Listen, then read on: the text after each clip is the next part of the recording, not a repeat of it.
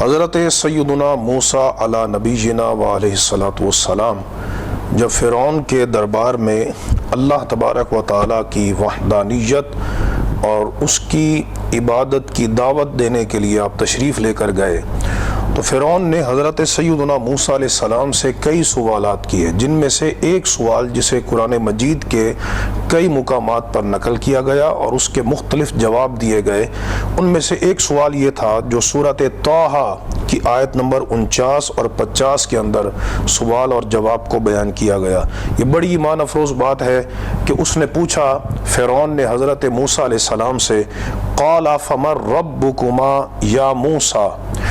پوچھا فرعون نے اے موسیٰ تم دونوں کا یعنی ہارون اور موسیٰ تم دونوں کا رب کون ہے؟ تو کتنا بلیغ جواب دیا، کتنا جامع جواب دیا۔ اس کے اندر ایک معانی کا سمندر ہے،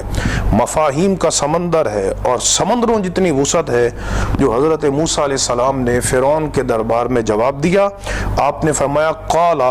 ربنا الذی اعطى کل شیء خلقہ ثم ہدی، کہ ہمارا رب وہ ہے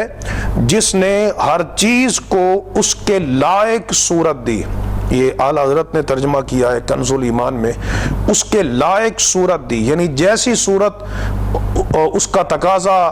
تھا اس کی خلقت کا ویسی اس کو صورت عطا کی، ثم ہدا، اور پھر اس کو اللہ نے ہدایت عطا فرمائی۔ بندہ اس میں غور کرے تو ان دو چیزوں کے اندر یعنی جیسی اس کو صورت درکار تھی خالق کائنات نے اس کو ویسی صورت بھی عطا کی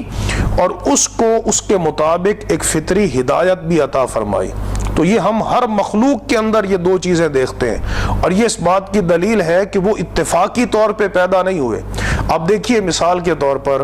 ایک اونٹ ہے، اونٹ کو صحرا کے ماحول کی مکمل مناسبت کے ساتھ کس نے پیدا کیا ہے؟ صحرا میں شدید گرمی ہوتی ہے، ریت گرم ہوتی ہے، تو وہاں آپ دیکھیے اونٹ کے پاؤں جو ہیں وہ موٹے ہیں، اس کے گھٹنے جو ہیں وہ کھردرے ہیں،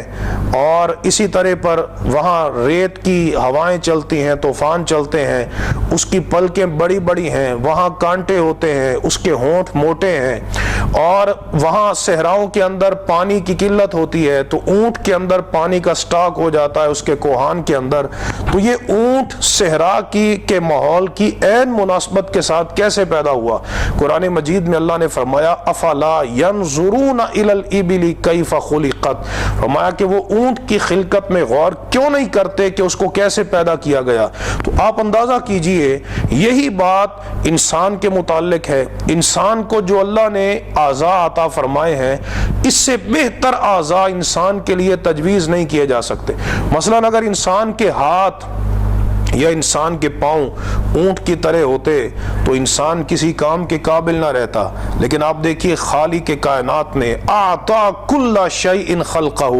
ہر مخلوق کو اس نے جیسی اس کی لائق صورت تھی وہ خالق نے عطا فرمائی۔ یہ جو ہمارے ہاتھ ہیں ان ہاتھوں کے ساتھ ہم اس وقت روئے زمین پر لاکھوں نہیں کروڑوں قسم کے کام کر رہے ہیں۔ اب سوچئے اگر ہمارے ہاتھ اس حیت میں نہ ہوتے جس حیت میں ہیں، اس سے ہم لکھتے بھی ہیں، اس سے ہم پکڑتے بھی ہیں، اس سے ہم مسافہ بھی کرتے ہیں، اس سے ہم اپنی گاڑیوں کو بھی چلاتے ہیں، اس سے جناب دنیا جہان کی چیزیں مصنوعات بھی اس سے بناتے ہیں۔ تو ہاتھوں کی اگر یہ صورت نہ ہوتی جو اس وقت میں ہے تو یہ نتائج نہ نکلتے جو آج انسان دیکھ رہا ہے۔ تو پتہ چلا کہ خالق کائنات نے انسان کو جیسا وجود چاہیے تھا ویسا وجود عطا کیا، اونٹ کو جیسا وجود چاہیے تھا ویسا وجود عطا کیا، اور یہ اس بات کی دلیل ہے کہ یہ علم والی ذات نے اپنے علم سے ہر شے کے ڈیزائن کو تخلیق کیا اور پھر اس کے مطابق اس نے اس کو وجود عطا فرمایا،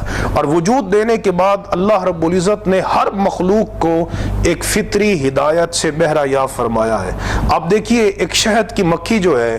وہ شہد کی مکھی کس طرح پھیکا رس لے کر آتی ہے، اپنے پیٹ میں جمع کرتی ہے، ایک چھتا بناتی ہے، چھتا مسدس ہوتا ہے، اس کے 6 اضلاع ہوتے ہیں، اور وہ جو 6 اضلاع ہیں وہ بغیر پرکار کے نہیں بنائے جا سکتے، لیکن وہ بناتی ہے اپنا گھر بنا کے، وہ اس میں پھیکا رس ڈالتی ہے، اللہ تبارک و تعالیٰ اس کو میٹھے شہد کی صورت میں تبدیل فرما دیتا ہے، اور وہ راستہ بھی نہیں بھولتی۔ تو یہ اس کو طریقہ کس نے سکھایا؟ جس چھوٹی سی مکھی کے اندر دماغ بھی نہیں ہے۔ تو قرآن مجید میں اللہ رب العزت نے فرمایا وَأَوْحَى رَبُّكَ إِلَى النَّحْلِ أَنِ اتَّخِذِي مِنَ الْجِبَالِ بُيُوتًا وَمِنَ الشَّجَرِ وَمِمَّا يَعْرِشُونَ ثُمَّ كُلِي مِن كُلِّ الثَّمَرَاتِ فَاسْلُكِي سُبُلَ رَبِّكِ ذُلُلًا يَخْرُجُ مِن بُطُونِهَا شَرَابٌ مُخْتَلِفٌ أَلْوَانُهُ۔ تو یہ جو شہد کی مکھی یہ کمال دکھاتی ہے، اس میں شہد کی مکھی کا کمال نہیں، بلکہ رب فرماتا ہے